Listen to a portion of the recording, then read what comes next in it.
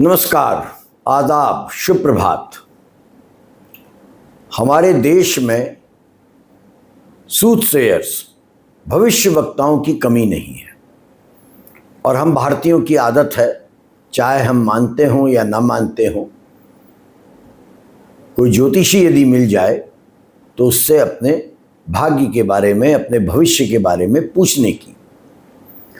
सोचिए, कभी किसी लेखक से यदि हम ये पूछें कि क्या वो भविष्य देख सकता है, तो संभवतः वह मुस्कुरा देगा। जाहिर है, साहित्य भविष्यवाणी नहीं करती, साहित्य मनुष्य को समझता है, लेकिन इतिहास में कुछ लेखक ऐसे हुए हैं जिनकी रचनाएं पढ़ते समय यह भ्रम होने लगता है कि उन्होंने आने वाले समय को अपनी आंखों से देख लिया था। अमेरिकी लेखक रे ब्रैडबरी ऐसे ही एक रचनाकार हैं। आप उनकी किताबों को पढ़िए।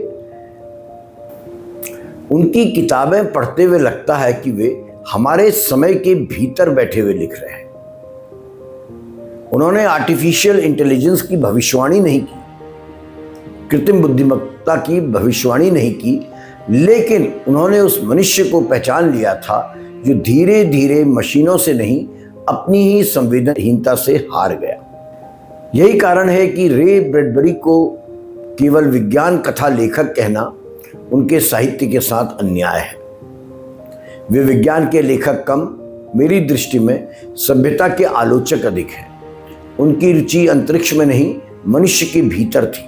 वे मंगल ग्रह की यात्रा इसलिए नहीं लिखते कि पाठक रोमांचित हो, बल्कि इसलिए कि पृथ्वी पर रहने वाला मनुष्य स्वयं को नए ग्रह पर भी अपने लालच, अपने भीतर की कुंठा, पूर्वाग्रहों और हिंसा से मुक्त नहीं कर पाएगा।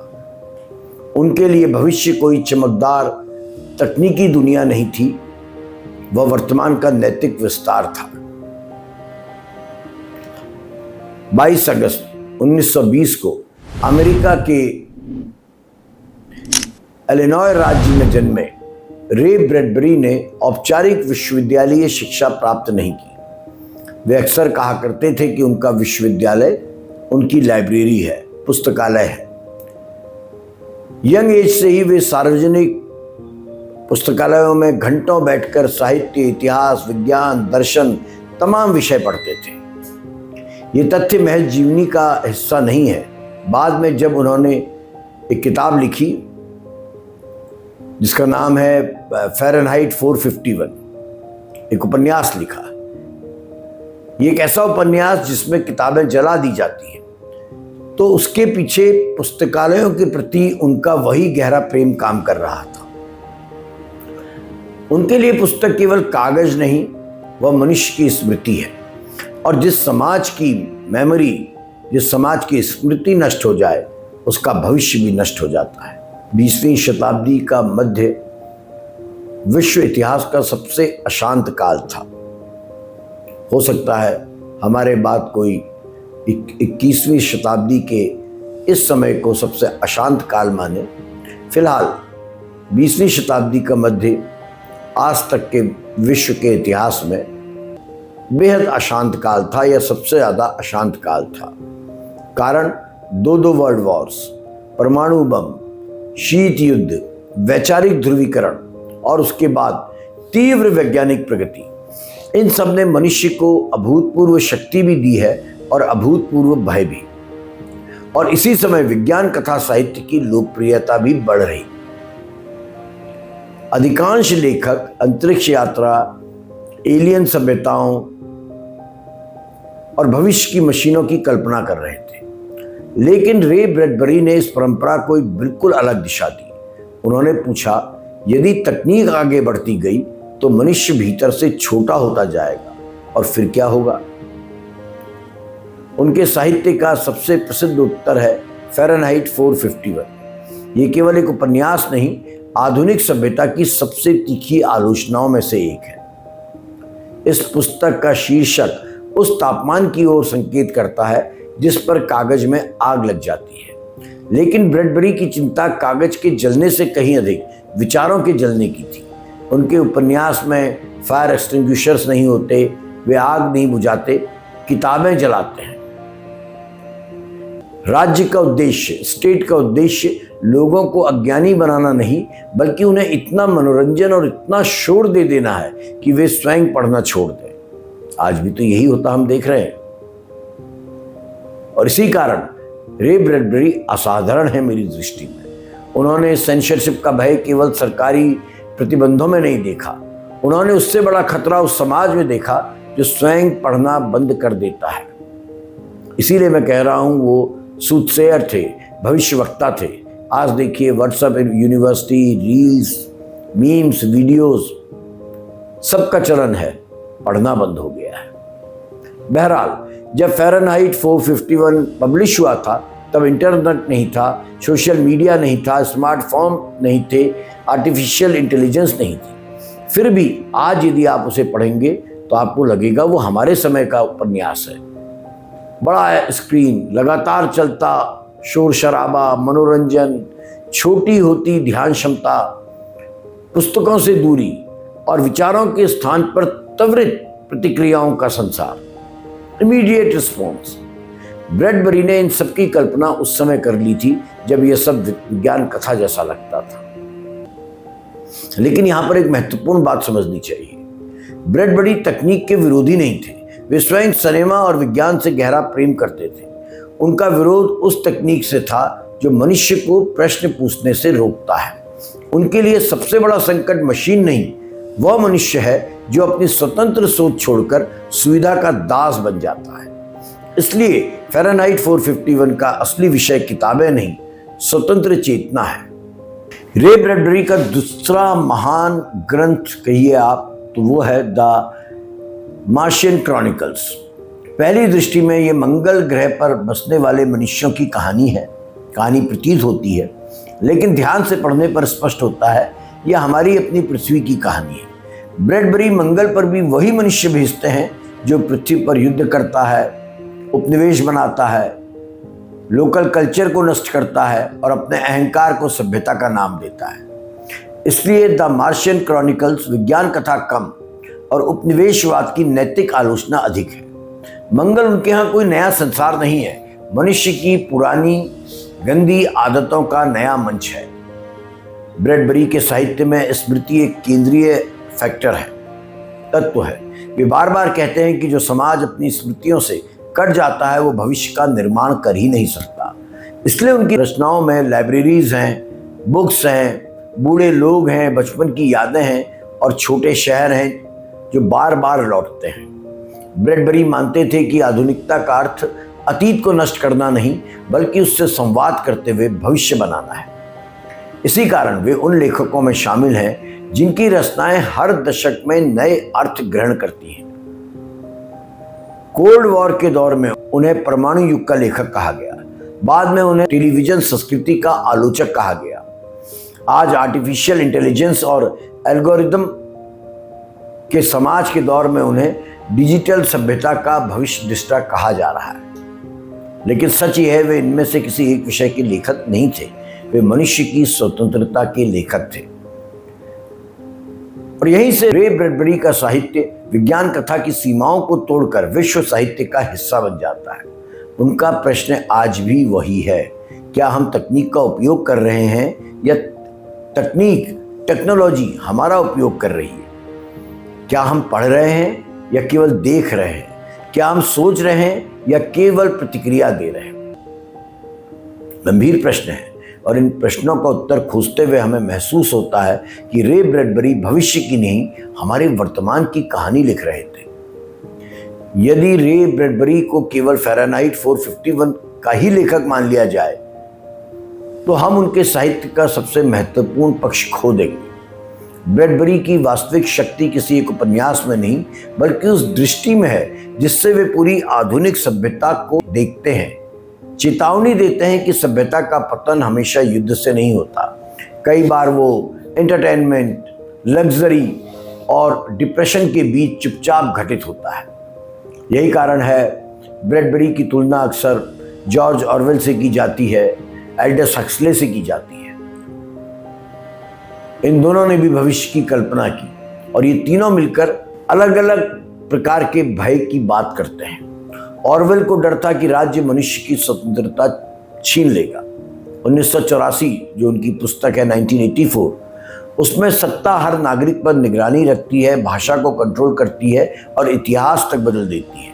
अब आप कंफ्यूज मत होइएगा कि मैं वर्तमान सत्ता की बात कर रहा हूँ, मैं जॉर्ज ऑरवेल के उपन्यास 1984 की बात कर रहा हूँ। दूसरी ओर हक्सले को भय था कि मनुष्य अपनी स्वतंत्रता किसी तानाशाह से नहीं बल्कि सुख, उपयोग और मनोरंजन के बदले गिरवी रख देगा। ब्रेव न्यू वर्ल्ड इसी से स्वीकार की गई गुलामी का आख्यान है हक्सले का उपन्यास। ब्रैडबरी इन दोनों से अलग रास्ता चुनते हैं। उनके यहाँ स्टेट मौजूद है, राज्य मौजूद है, लेकिन उससे भी कहीं अधिक खतरनाक है समाज की बौद्धिक उदासीनता। लोग किताबें इसलिए नहीं छोड़ते कि उन्हें पढ़ने से रोका गया है, वे इसलिए किताबों को ड्रॉप कर देते हैं कि उन्हें पढ़ना कठिन लगने लगता है। वे विचारों की जगह मनोरंजन, प्रश्नों की जगह त्वरित उत्तर और संवाद की जगह शोर चुनते हैं। क्या यही हमारे समाज की सबसे बड़ी विडंबना नहीं है?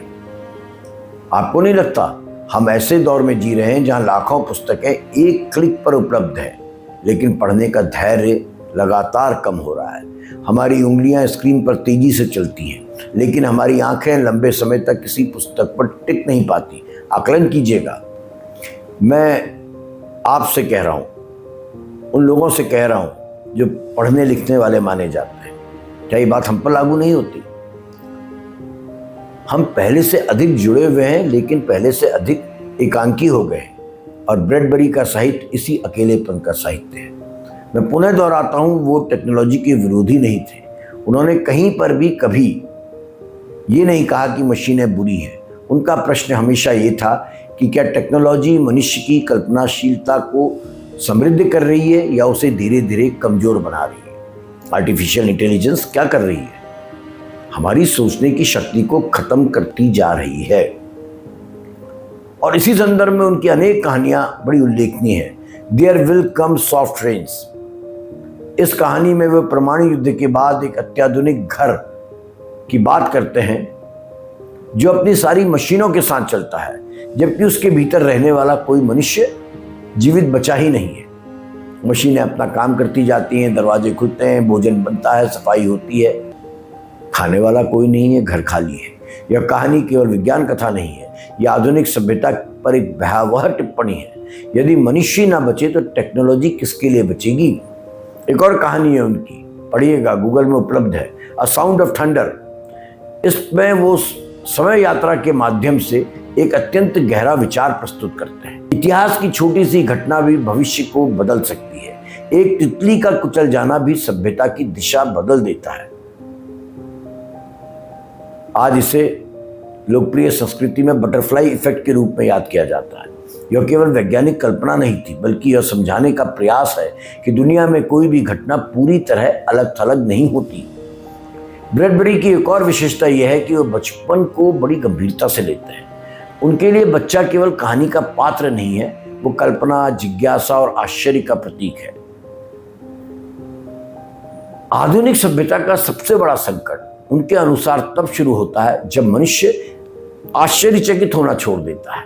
जिस दिन दुनिया हमें चकित करना बंद कर दे, मान के चलिएगा, उसी दिन क्रिएटिविटी, रचनात्मकता भी कम होने लगती है। शायद यही कारण है उनकी भाषा में कविता का स्पर्श मिलता है। वे विज्ञान कथा के लेखक हैं, लेकिन उनकी शैली कवि की है। वे मशीनों का वर्णन करते हुए भी मनुष्य की धड़कनों को नहीं भूलते। उनके यहाँ अंतरिक्ष की विशालता है, लेकिन उससे भी अधिक मनुष्य की आंतरिक रिक्तता है। इसलिए रे ब्रैडबरी को विज्ञान कथा लेखक कह देना पर्याप्त नहीं है। वे आधुनिक सभ्यता के एक ऐसे फिलोसोफर हैं, नैतिक दार्शनिक हैं, जिन्होंने हमें यह समझाया कि किसी समाज की सबसे बड़ी ट्रेजेडी तब नहीं होती जब उसकी पुस्तकें जला दी जाती हैं, बल्कि तब होती है जब उसकी पीढ़ी यह मानने लगे कि पुस्तकों की अब कोई आवश्यकता ही नहीं रही। और शायद इसी कारण आज जब AI, आर्टिफिशियल इंटेलिजेंस, एल्गोरिदम और डिजिटल माध्यम हमारे जीवन को अभूतपूर्व गति से बदल रहे हैं, रे ब्रैडबरी की चेतावनी पहले से अधिक प्रासंगिक हो जाती है, अर्थपूर्ण हो उठती है। वे हमें तकनीक से डरने के लिए नहीं कहते, वे हमें ये याद दिलाते हैं कि मशीनों के इस युग में भी मनुष्य बने रहना सबसे बड़ी चुनौती है। यही रे ब्रैडबरी की सबसे स्थायी साहित्यिक उपलब्धि आप कह सकते हैं। किसी लेखक की महानता का सबसे बड़ा प्रमाण यह नहीं होता कि उसकी पुस्तकें कितनी बिकी, बल्कि यह होता है कि समय उसके साहित्य के साथ कैसा व्यवहार करता है। बहुत सारे लेखक हैं जो अपने युग के साथ समाप्त हो जाते हैं, जबकि बहुत सारे ऐसे भी हैं जो समय के साथ अधिक प्रासंगिक होते जाते हैं। रे ब्रैडबरी ऐसे ही लेखक हैं। 2012 में उनके निधन के बाद उनकी रचनाएं केवल साहित्य के लोग ही नहीं पढ़ रहे हैं, कोर्सेज में ही नहीं पढ़ाई जा रही हैं। राजनीति, मीडिया, शिक्षा, प्रौद्योगिकी, आर्टिफिशियल इंटेलिजेंस और लोकतंत्र पर होने वाली वैश्विक बहसों का हिस्सा रे ब्रैडबरी का साहित्य बनता है। आज जब दुनिया कृत्रिम बौद्धिकता और AI एल्गोरिदम द्वारा लिए जा रहे निर्णयों और डिजिटल माध्यमों के अभूतपूर्व विस्तार के दौर से गुजर रही है, और प्रश्न क्या है? प्रश्न है, क्या हमने सूचना को ज्ञान और ज्ञान को बुद्धिमत्ता समझने की भूल कर दी है?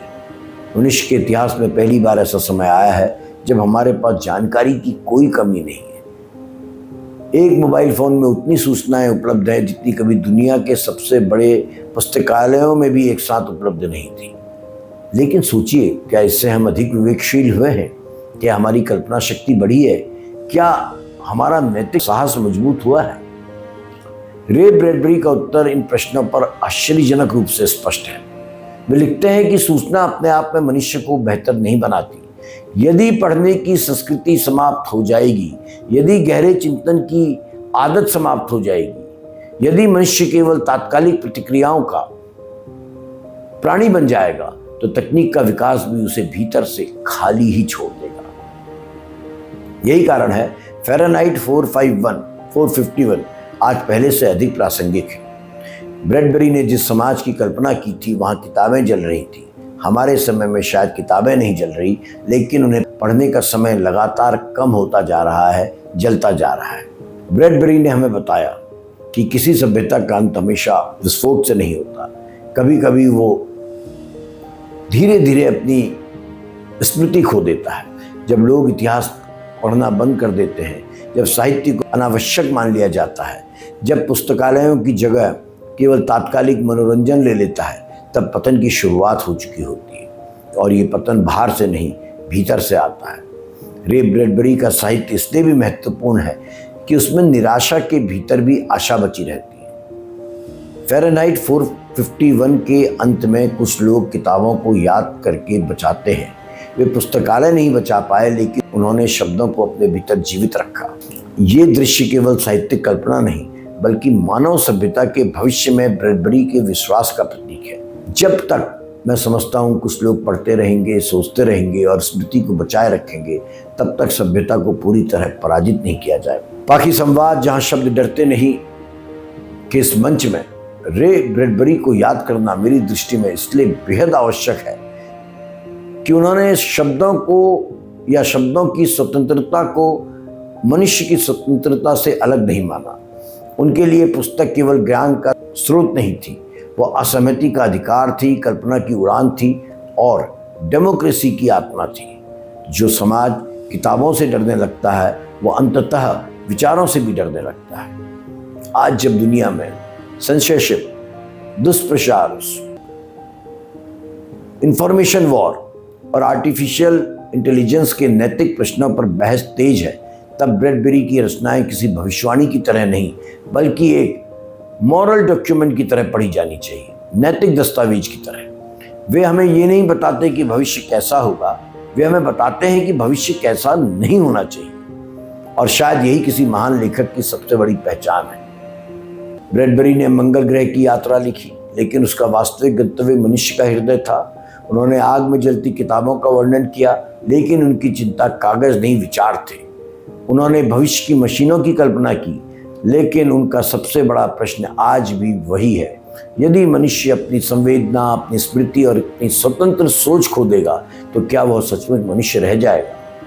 इसी प्रश्न के कारण रे ब्रैडबरी विश्व साहित्य के उन विरल रचनाकारों में शामिल हैं जिन्हें पढ़ना भविष्य जानने के लिए नहीं, वर्तमान को समझने और बचाने के लिए आवश्यक है। उनकी सबसे बड़ी चेतावनी यही है कि सभ्यता की रक्षा हथियारों से पहले पुस्तकों से होती है और पुस्तकों की रक्षा कानूनों से पहले पाठकों से। जब तक दुनिया में ऐसे पाठक रहेंगे जो कठिन प्रश्न पूछने का साहस रखते हैं, तब तक रे ब्रैडबरी जीवित रहेंगे। और जब तक रे ब्रैडबरी जीवित रहेंगे, तब तक हमें यह याद दिलाने वाला कोई ना कोई रहेगा कि तकनीक से भी अधिक मूल्यवान मनुष्य की चेतना है। धन्यवाद।